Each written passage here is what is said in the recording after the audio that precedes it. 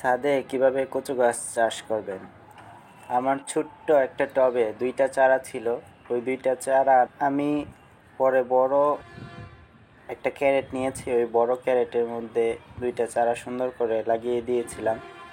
আর এটা মাদা যখন আমি প্রস্তুত করেছিলাম তখন নিচে আগে থেকেই কিছু জৈব সার দিয়েছিলাম, সেগুলো কিচেন ওয়েস্ট ছিল, এছাড়া আর কোনো সার দেই নাই। কচু গাছগুলা খুব সুন্দর হচ্ছে, এখন বর্ষার পানি পেয়ে আরও খুবই তরতাজা হচ্ছে একদম। আমি যখন তুলতে গেলাম গাছগুলা, তো তোলার সময় দেখলাম যে গাছগুলা খুবই নরম এবং ধরলে ভেঙে যাবে এরকম একটা অবস্থা। তো আমি খুব আলতো করে তুলতেছিলাম।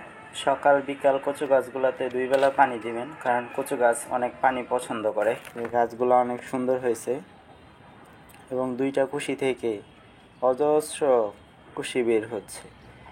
এখন অনেক হবে এরকম মনে হইতেছে।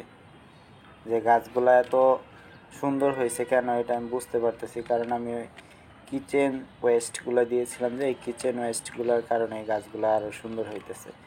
আর কিছু পেঁয়াজের খোসা ছিল, পেঁয়াজের খোসাগুলোও গাছগুলো খুবই উপকার করতেছে। তো পেঁয়াজের খোসাগুলো আপনারা দীর্ঘদিন রেখে দিবেন।